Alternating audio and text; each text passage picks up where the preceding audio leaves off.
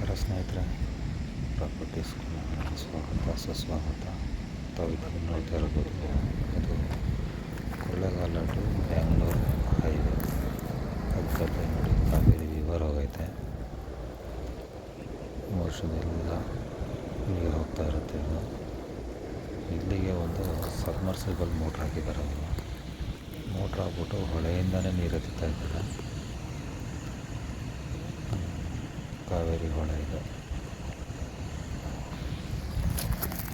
ಮೇಟೂರು ಡ್ಯಾಮ್ಗೆ ಹೋಗೋ ಅಂಥದ್ದು. ಇದು ನಕಾಶೆ ರಸ್ತೆ. ಇದು ರಸ್ತೆ ಬಂದ್ಬಿಟ್ಟು 40 ಅಡಿ ರಸ್ತೆ ಬರುತ್ತೆ ಸ್ನೇಹಿತರೆ. ಕೇವಲ ಹೈವೇಯಿಂದ ಒಂದು 100 ಮೀಟ್ರ್ ಅಷ್ಟೇ. ನೋಡಿ, ತಾವು ನೋಡ್ತಾ ಇರ್ಬೋದು ತೆಂಗಿನ ತೋಟ, ಎಳ್ನೀರು ಕಿತ್ತಿ ಟ್ರಾನ್ಸ್ಪೋರ್ಟಿಂಗ್ ಮಾಡೋಕ್ಕಾಗಲಿ. ತೆಂಗಿನ ತೋಟ ಇದು ತುಂಬ ಚೆಂದಾಗೈತೆ ಸ್ನೇಹಿತರೆ.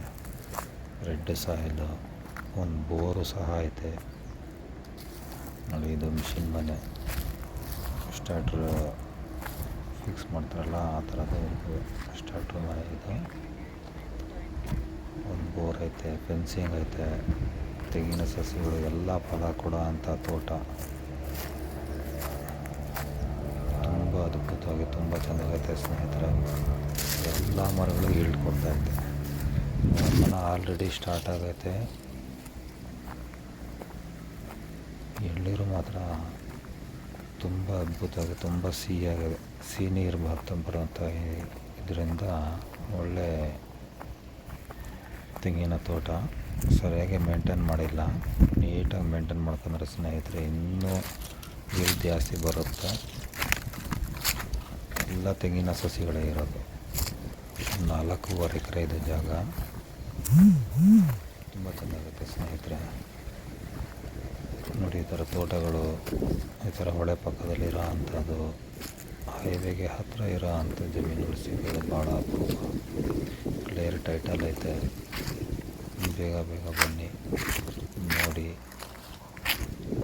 ಇದು ಫೆನ್ಸಿಂಗು ಇಲ್ಲಿಗೆ ಡೆಡ್ ಎಂಡ್ ಆಗುತ್ತೆ ನೋಡಿ. ಅದೇ ಹೈವೇ ರಸ್ತೆ